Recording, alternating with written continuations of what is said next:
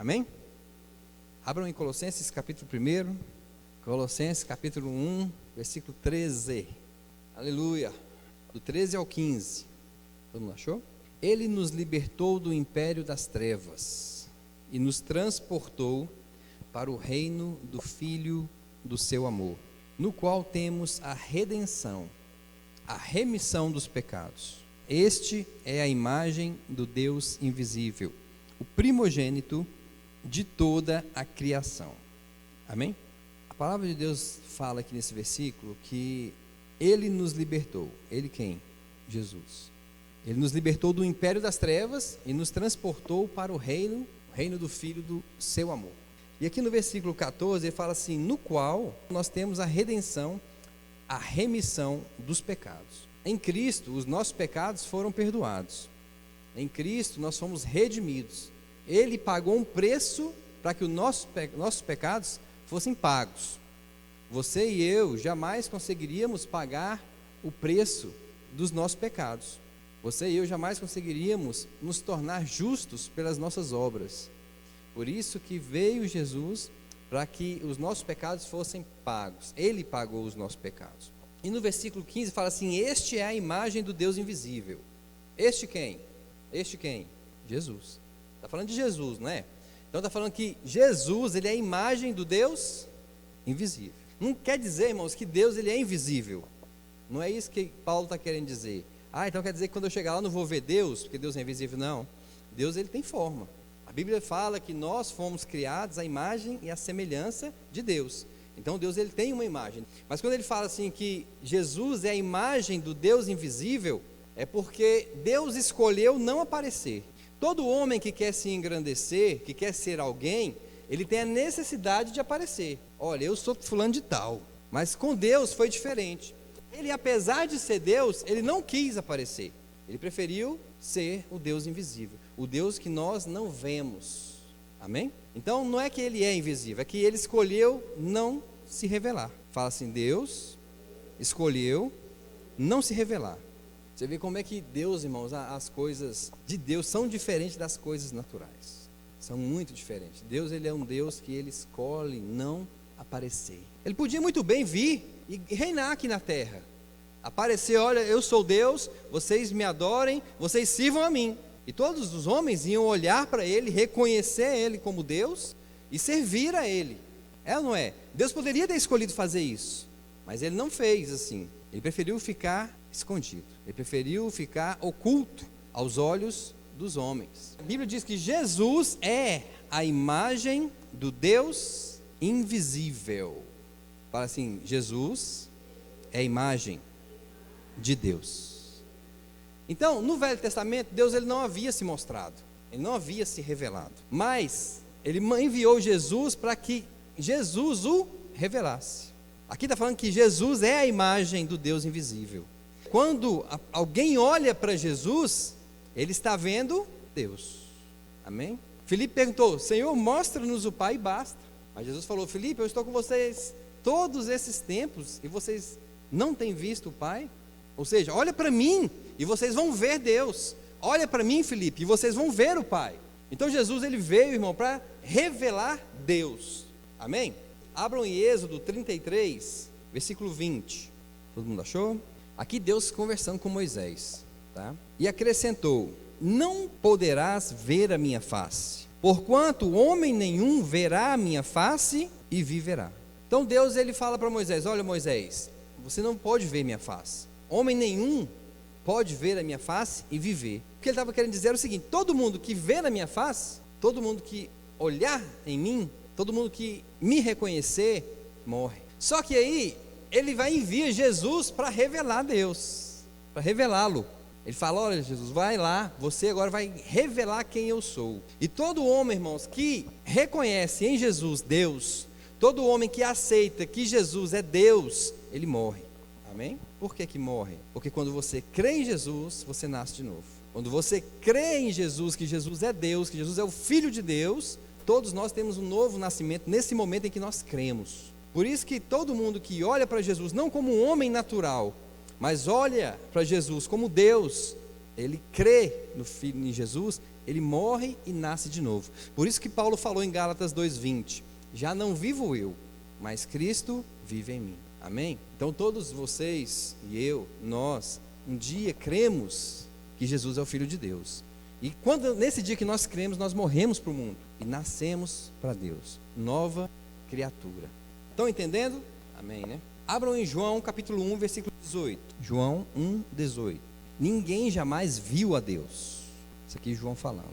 O Deus unigênito que está no seio do Pai é quem o revelou. Vamos ler de novo esse versículo? Ninguém jamais viu Deus. O Deus unigênito, Jesus, que está no seio do Pai, é quem o revelou. Amém? Jesus é quem o revelou. Tem uma música muito bonita que está sendo tocada aí, que diz assim que ninguém explica Deus. Vocês já ouviram? Todo mundo já ouviu?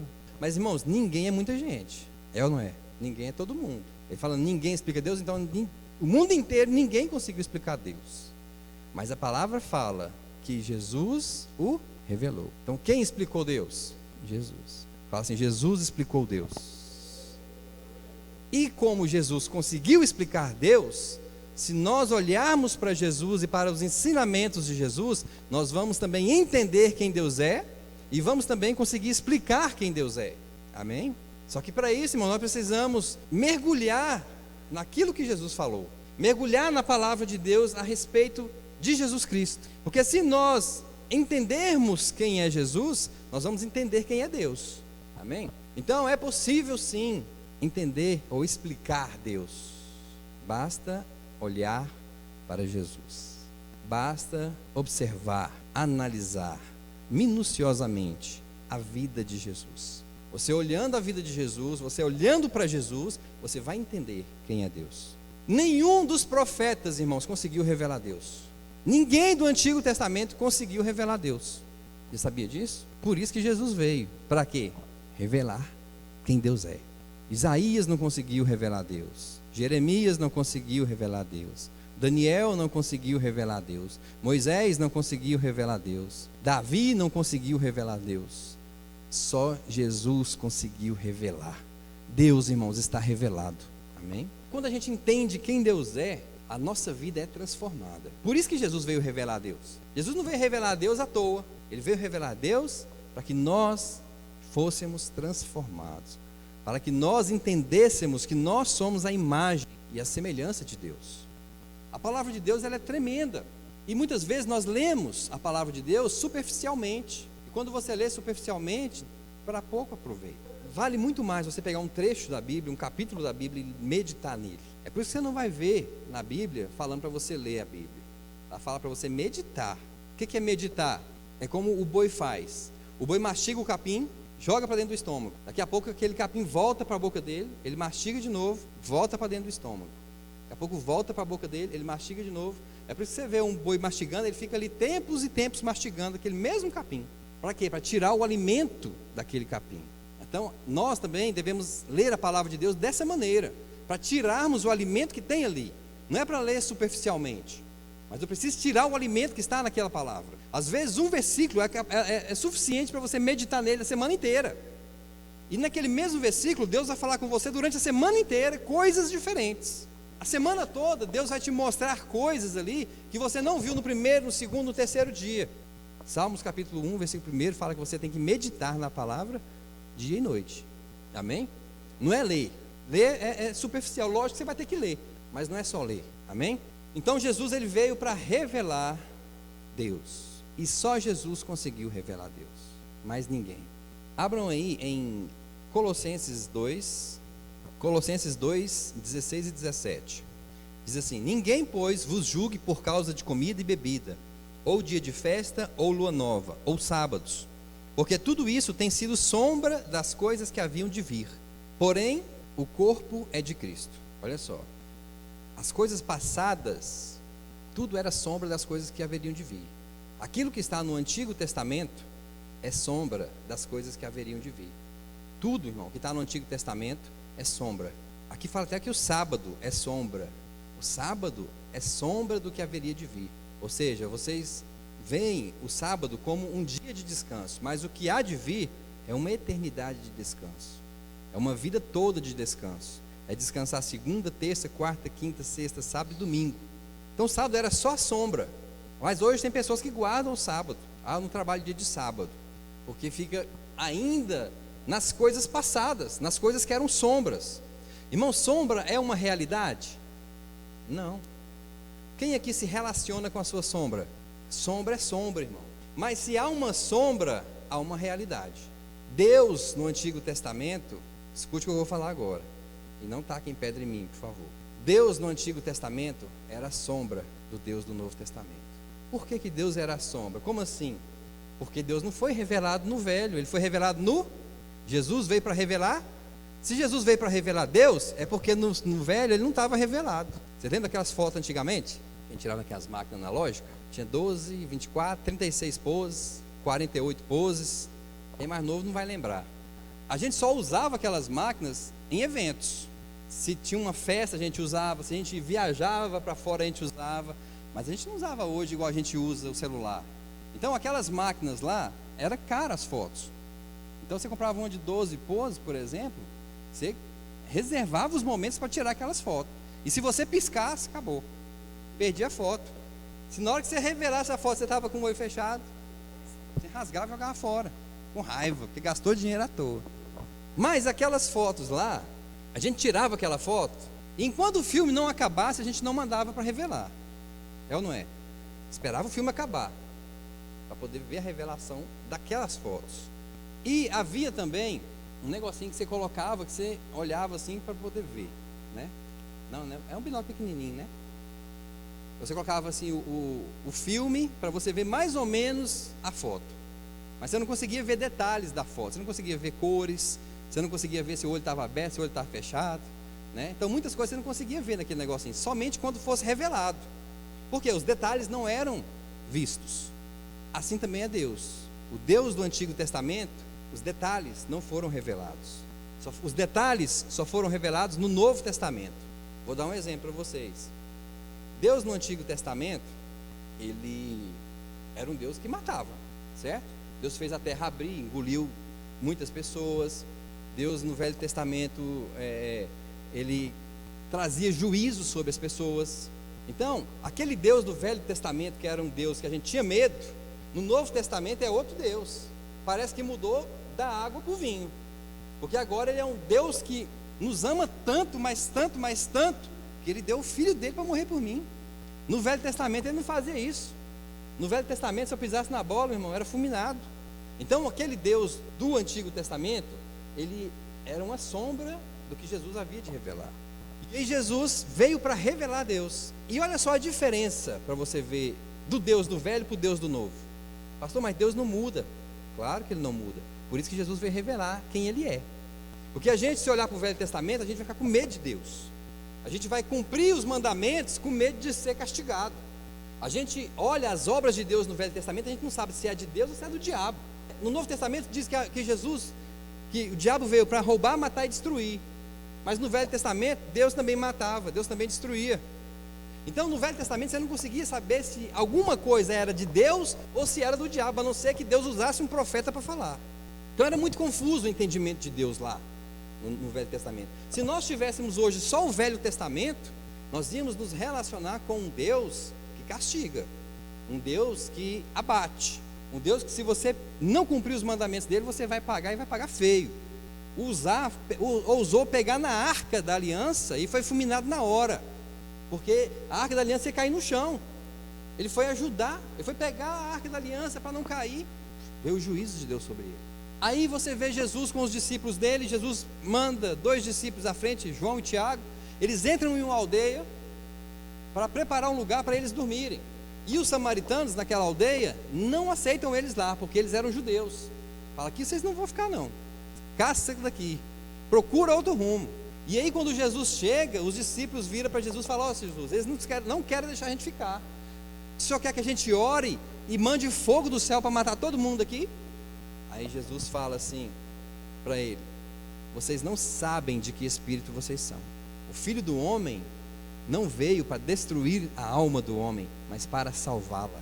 Olha a diferença da ação do Velho para a ação do Novo Testamento. Num, Deus fulminava. No outro, Jesus falou assim: vocês não sabem de que espírito vocês são, porque eu não vim matar, eu vim para salvar. Muitos de nós, a gente se relaciona mais com o Deus do Velho Testamento do que com o Deus do Novo Testamento. Então Jesus, ele veio para mostrar quem Deus é de fato, para revelar quem Deus é de fato, porque as coisas passadas eram sombras das que haveriam de vir. Olha para vocês verem, abram em Gálatas capítulo 4, Gálatas capítulo 4, versículo 21 até o 31. Dizei-me vós o que quereis estar sob a lei. Acaso não ouves a lei? Pois está escrito que Abraão teve 2 filhos, uma de mulher escrava e outra de livre. Mas o da escrava nasceu segundo a carne, o da livre mediante a promessa. Estas coisas são alegóricas, porque estas mulheres são 2 alianças. Está falando a respeito de Sara e Agar, certo? Agar teve um filho chamado Ismael, filho da carne, da vontade da carne de Abraão, e Sara teve um filho da promessa, Isaac. E aqui está falando que, Paulo falando que Sara e Agar, elas simbolizavam 2 alianças. Quais? A velha e a nova. Velha porque era na carne que tinha que fazer as coisas. A velha porque eu tinha que fazer as coisas com o meu próprio esforço para ser merecedor. E na nova eu recebo de acordo com as promessas de Deus. Então, está falando que lá atrás, Sara e Agar representam 2 alianças. Só que se a gente ler lá atrás somente, a gente não vai saber isso. Vai ou não vai? Não.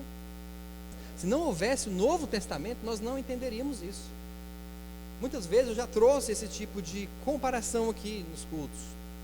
Eu já falei aqui sobre Esther uma vez, e Vasti. Que Vasti foi a rainha depostada,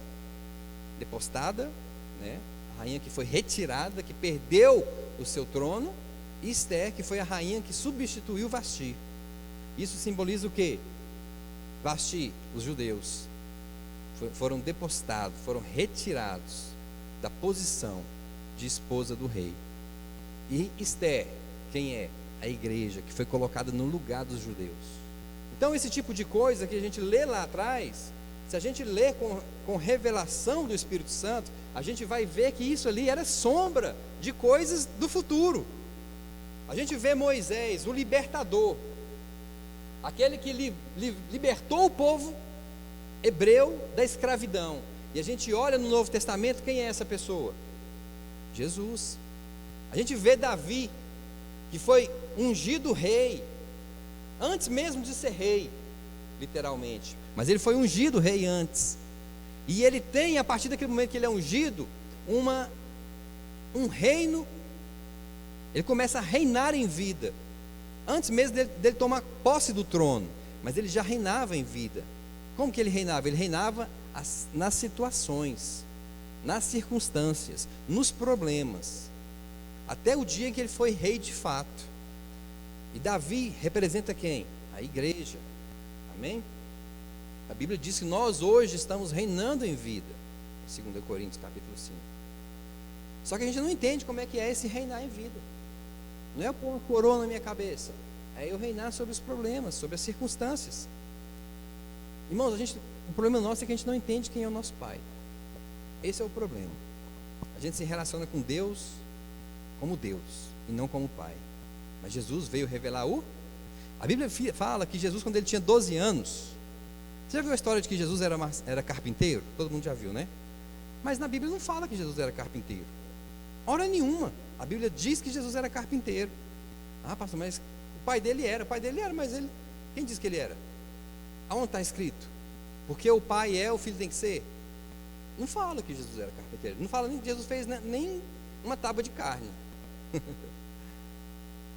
Não fala. Ah, Jesus é o bom carpinteiro, Jesus é o carpinteiro, Jesus. Aí você vê um dia que eles foram em Jerusalém, festa, e eles perderam Jesus. Maria e José perderam o filho. Estava voltando já, acho que tinha passado um dia, se não me engano. E eles falaram, cadê Jesus? Jesus tinha 12 anos de idade. Aí eles voltam desesperados para procurar Jesus. Procura. Até que encontra Jesus aonde? No templo. No templo. Aí quando eles chegam lá no templo, a Bíblia diz que Maria fica maravilhada de Jesus estar falando com os doutores da lei. de estar falando a respeito da palavra de Deus com os doutores da lei. E aí ela dá uma bronca em Jesus: por que você fez isso com a gente? E aí Jesus fala assim: uai, por que vocês estavam me procurando? Vocês não sabiam que eu haveria de estar na casa do meu pai? Ou seja, Jesus com 12 anos já tinha consciência de quem era o pai dele. Jesus sabia que José não era pai. Jesus sabia que o pai dele era Deus. Aí eu estou falando, não, Jesus era carpinteiro porque o pai dele era carpinteiro. O pai dele era Deus, irmão. O pai de Jesus não era José. José criou. Mas Jesus sabia que o pai dele era Deus. Amém? Então muitas coisas a gente ouve, a gente vai engolindo, mas a gente não sabe se aquilo de fato está na Bíblia. Irmão, para mim, vale o que está na Bíblia. Não vem com tradição para cima de mim. Ah, a tradição diz isso. Ah, o homem... Não, irmão. Esquece tradição. O negócio é a palavra. A palavra é a verdade. Abram em Hebreus 10:1. Hebreus capítulo 10, versículo 1. Ora, visto que a lei tem sombra dos bens vindouros, em outras traduções diz que era sombra dos bens vindouros, não a imagem real das coisas, nunca, jamais pode tornar perfeitos os ofertantes, com os mesmos sacrifícios que ano após ano, perpetualmente, eles oferecem. Amém? Então tudo que está lá atrás, irmãos, é sombra do novo. Mas eu vou falar para você, realidade e sombra andam juntos. É ou não é? Se você sair aqui agora, sua sombra sai com você. Ela não vai ficar aqui e você vai. Fala assim, realidade e sombra andam juntos. Então quando eu ler o Antigo Testamento, eu preciso lê-lo com um óculos chamado Cristo, com um óculos chamado Jesus. Eu preciso pegar aquilo que está no Antigo Testamento e trazer para o Novo Testamento, para eu ver de fato e ter a revelação de fato do que aquilo quer dizer. Isaac, por exemplo, e Ismael simbolizavam obra da carne, obra do Espírito. Então tudo lá, irmãos, é sombra do novo. Mas eu vou desprezar o velho? De maneira nenhuma. Amém? Bom, então Jesus veio para revelar Deus na sua totalidade. Aleluias. Quem lembra daquela televisão antiga também, aquela lá? Todo mundo lembra, né? De tubo de imagem, né? Aquela que quando você ligava o liquidificador, você não via mais nada, né? A imagem sumia tudo, chuviscava. Aquela televisão, ela tem uma imagem, mas não é, era uma imagem que a gente achava que estava vendo tudo. Mas depois que inventaram a HD, que é a alta definição, a gente viu coisas, né, no HD que a gente não via na analógica. Por exemplo, você vai ver o Tarcísio Meira na analógica e o Tarcísio Meira na HD. Aí você vai ver na HD e você vai falar assim, nossa, mas ele é velho mesmo. Eu não sabia que ele era tão velho. Porque na nova, no HD, você vê tudo. Você vê as rugas, você vê tudo na pele dele. A maquiagem, você vê tudo. Na outra você não via direito. Você via, mas você não sabia que era daquele jeito. Coisas que estavam encobertas foram reveladas na televisão nova. E agora tem a 4K, que é mais cara ainda. A imagem melhor ainda. Mas é assim que funcionam as coisas também na palavra de Deus. E a gente, como cristão, precisa entender essas coisas. Para quê? Para que eu não me alimente de tudo que é dito, de tudo que é falado. Amém? Abram aí Hebreus capítulo 1, versículo 3. Ele que é o resplendor da glória de Deus e a expressão exata do seu ser, sustentando todas as coisas pela palavra do seu poder, depois de ter feito a purificação dos pecados, assentou-se à direita da majestade nas alturas. Aqui diz que Jesus, ele é o resplendor da glória de Deus e a expressão exata. Ou seja, se você olhar para Jesus, você vai ver exatamente quem é Deus. Jesus era bom, Deus é bom. Quando você e eu começarmos a nos relacionar com Deus e entendermos a bondade de Deus, nós vamos entender quem Deus é de fato. É o que a Fabiana Neiva ministrou aqui no dia que ela veio, que nós devemos ter o entendimento do amor de Deus, andar tendo o entendimento do amor de Deus. Quando você e eu andamos tendo o entendimento de que Deus nos ama, as coisas vão mudar. Você vai perder o medo das coisas. Por quê? Porque você sabe que o amor de Deus está ali te guardando, que o amor de Deus está ali te protegendo, que Deus não está com a mão assim querendo fazer assim em você, que Deus não está querendo te machucar, que Deus não está querendo te alejar, que Deus não está querendo te cegar, que essas coisas não vêm dele. Muito pelo contrário, Jesus, ele revelou Deus trazendo cura, não doença. Amém? Jesus revelou Deus trazendo libertação e não escravidão. Então Jesus, ele é a expressão exata. Quando você pegava aquele filmezinho que você tirou naquela câmera analógica, levava para o Fujioka, ficava lá 20, 15 dias para revelar, quando você pegava aquela foto pronta, você via de fato a imagem que você tirou. Mas até então eram momentos de que pessoas passavam em agonia, esperando. Eu chegava lá no Fujioka para deixar o filme, dia 21 você vem buscar. Mas que dia que é hoje? Dia 3, estudo. Hoje em dia você está em todo lugar, você já está tirando selfie, tirando foto, já postando, com câmeras excelentes, não é? Então Jesus, ele é a expressão exata de Deus. Ninguém explica Deus. Jesus explicou. Agora eu vou ouvir a explicação de Jesus a respeito de Deus. Aleluias. Glória a Deus. Abram aí João 12. João 12, 47. Olha o que Jesus diz. Se alguém ouvir as minhas palavras e não as guardar, eu o mato.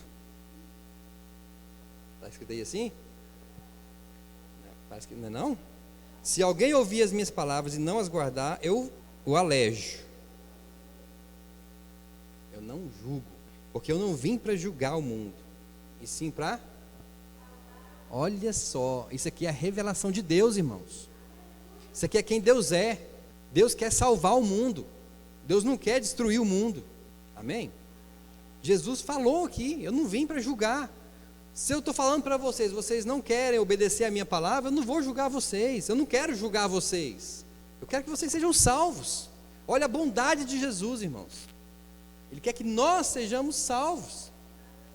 Ele não quer que nós o obedeçamos por livre e espontânea pressão. Ele não quer que nós o obedeçamos por obrigação. Mas Ele quer que um dia nós possamos obedecê-lo de todo o coração. Porque muitas pessoas têm o coração endurecido para a palavra de Deus. Mas lá em Hebreus 3, em Hebreus 4, fala assim: quando ouvires a voz do Senhor teu Deus, não endureçais o vosso coração. Não endureçais o vosso coração. Ela fala 4 vezes. Então, irmãos, ouvindo a palavra de Deus, não endureça o coração. Então aqui você vê que Jesus falou isso, que Ele veio não para julgar, mas para salvar. Agora olha o que Deus fala, em João 3,17. Aliás, não é Deus que fala, é João que está falando, né?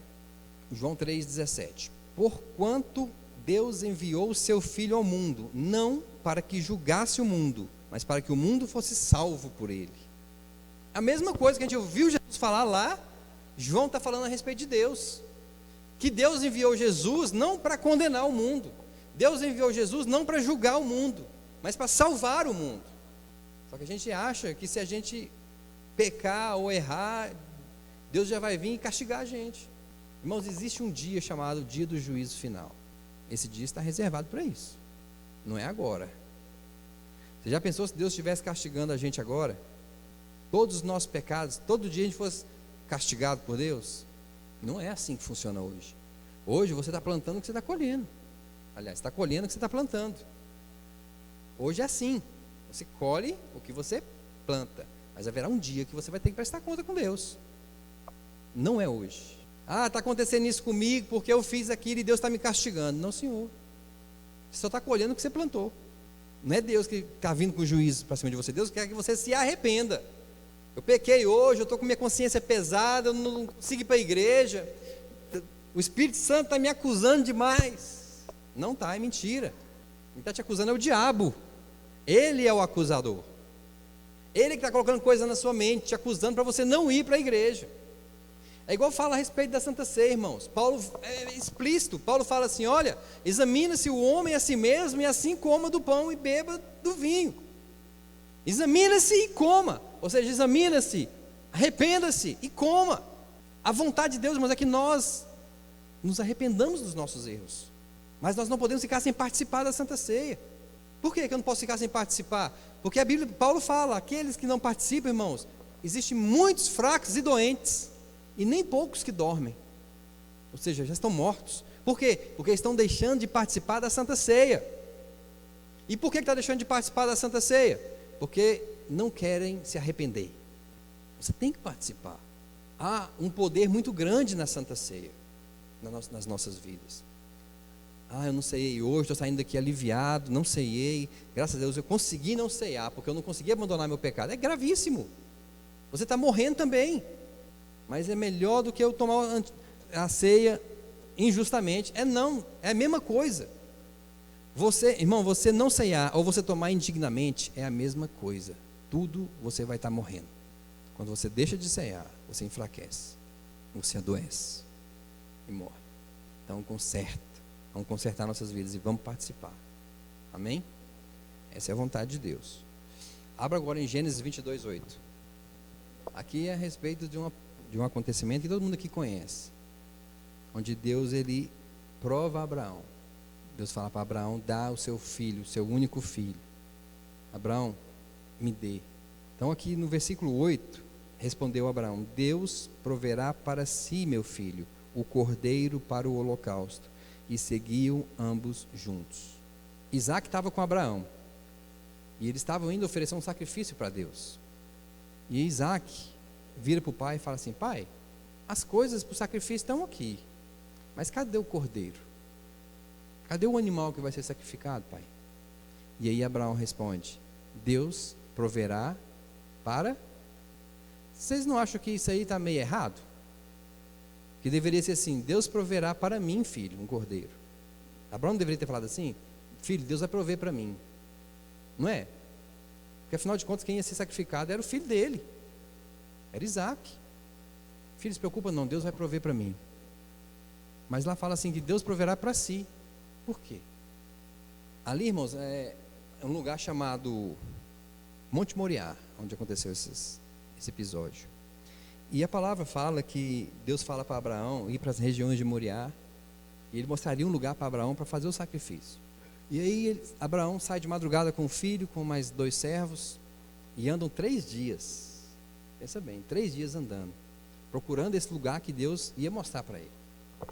E aí, chegando lá no local, nas regiões de Moriá, Deus mostra o monte, eles vão lá para o monte, Abraão prepara todo o sacrifício.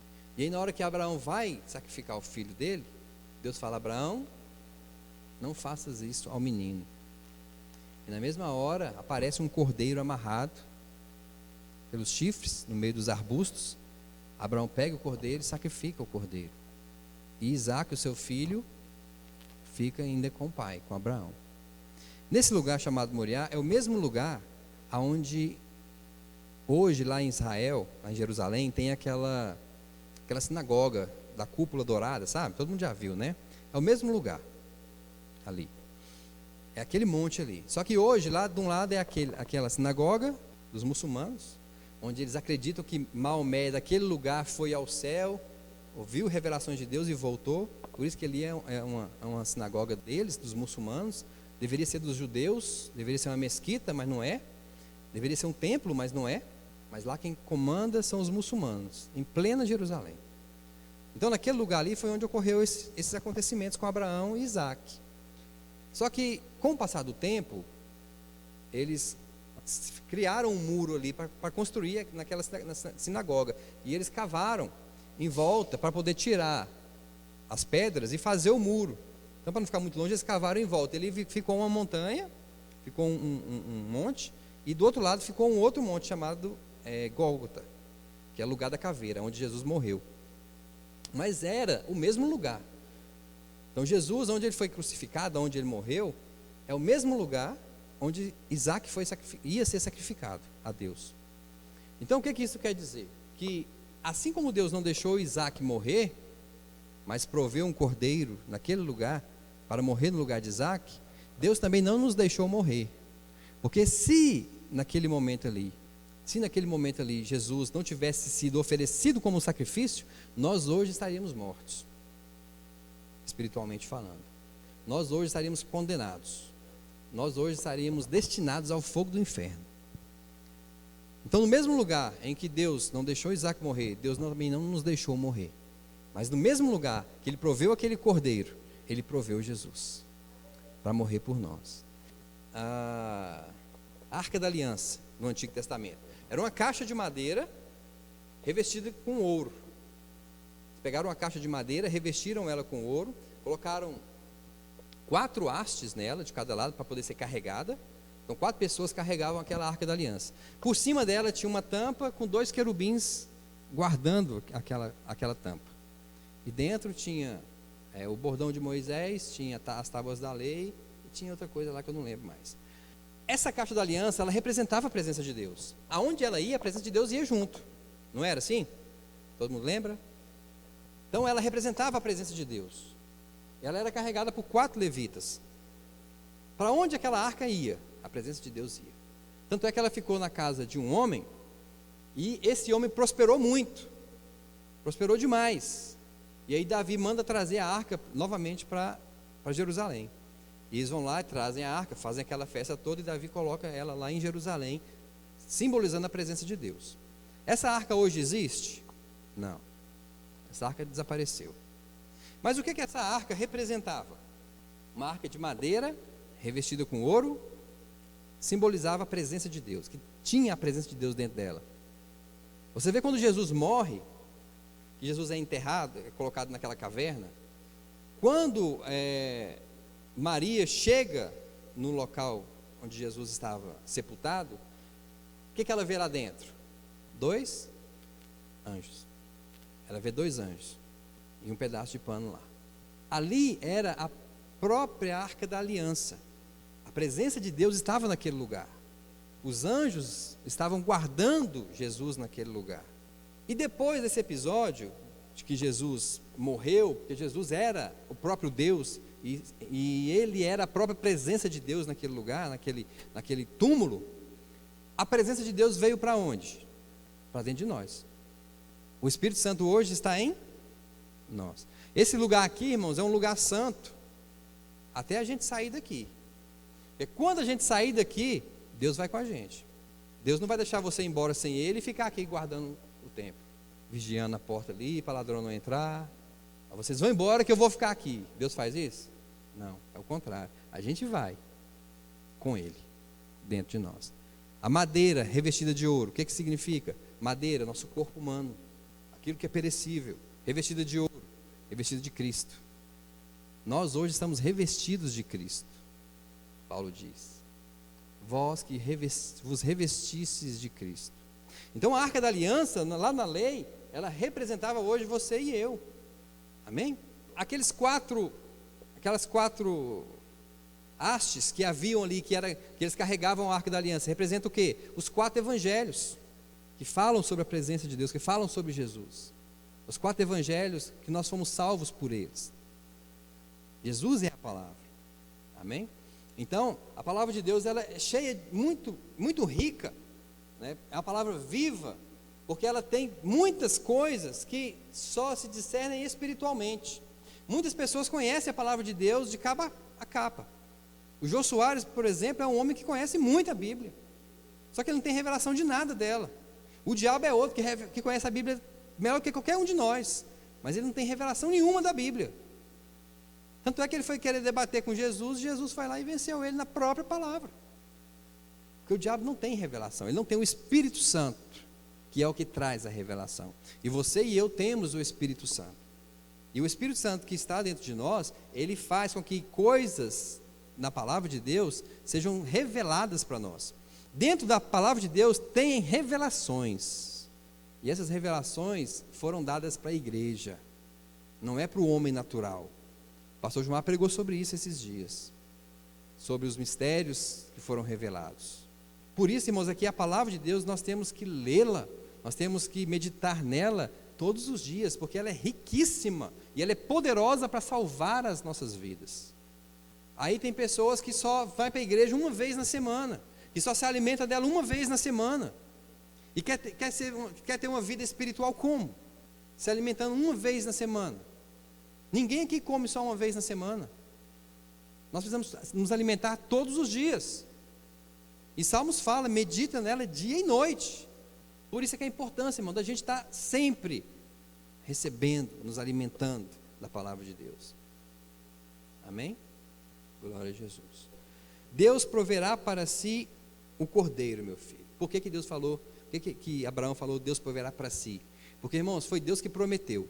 Quem foi que prometeu Isaac para Abraão? Deus.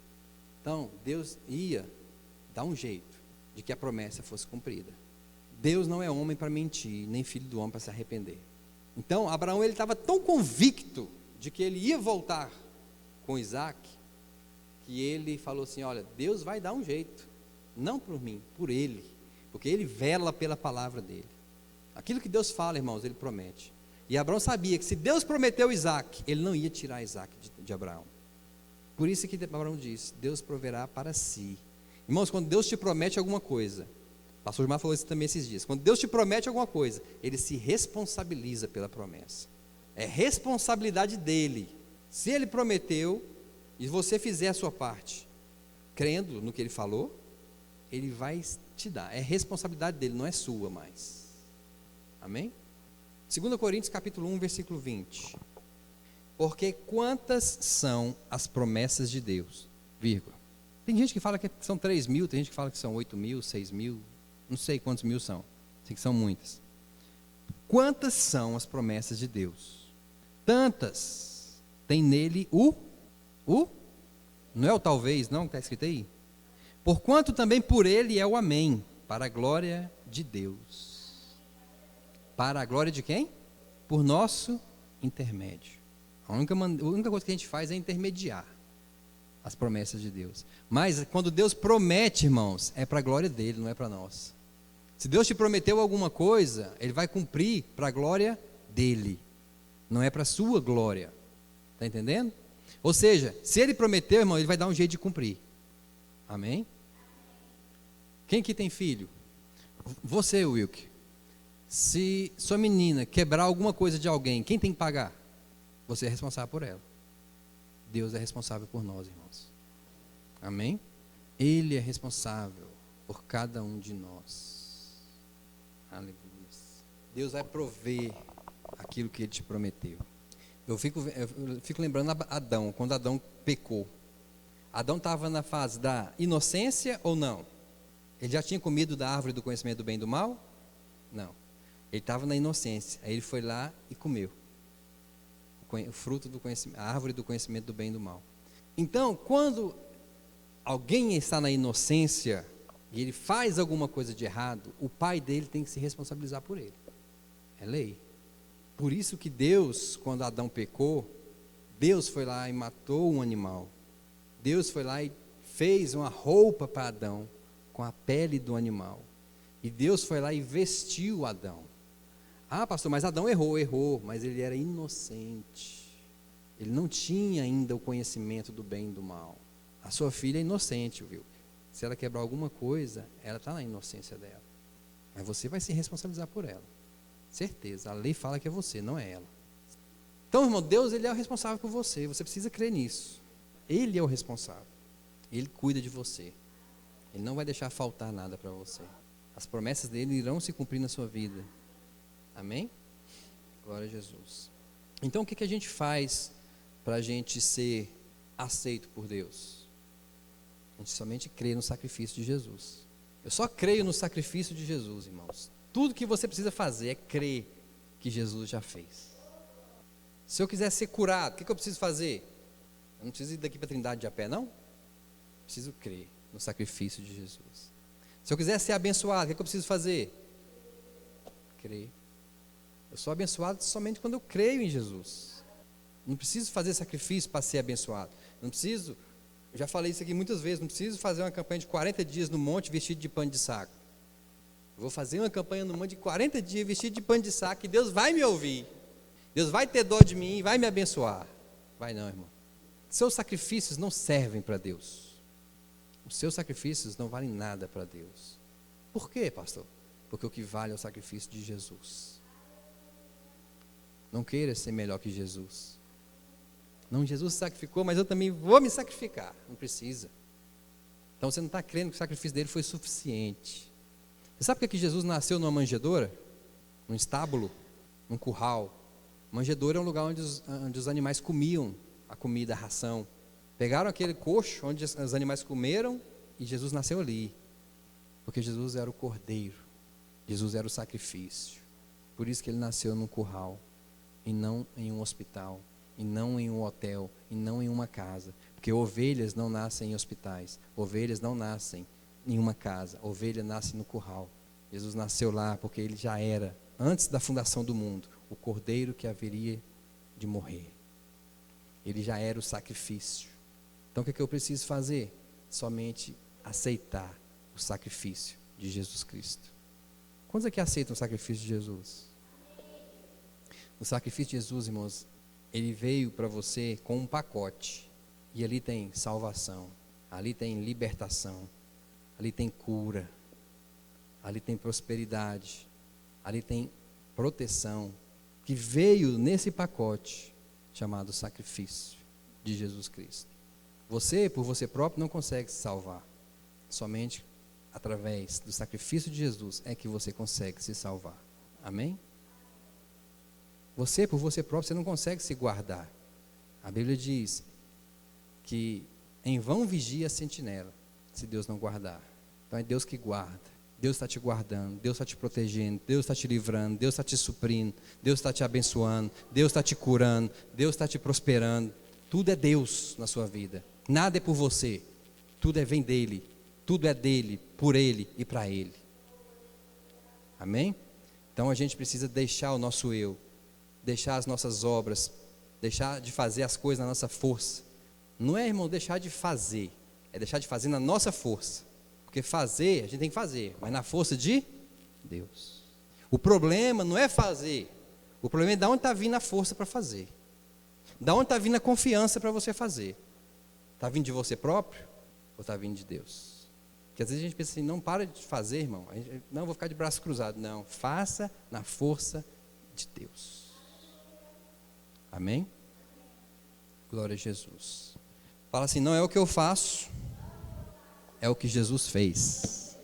De novo, não é o que eu faço, é o que Jesus fez. Mais uma vez, não é o que eu faço, é o que Jesus fez. Amém? Vamos ficar em pé. O que você faz para ir para o céu, irmão? Aceita o sacrifício de Jesus. Amém? Lá em Romanos 8, versículo 10, fala assim: se com o coração você crê e com os teus lábios você confessar que Deus ressuscitou Jesus dentre os mortos, você será salvo. Amém?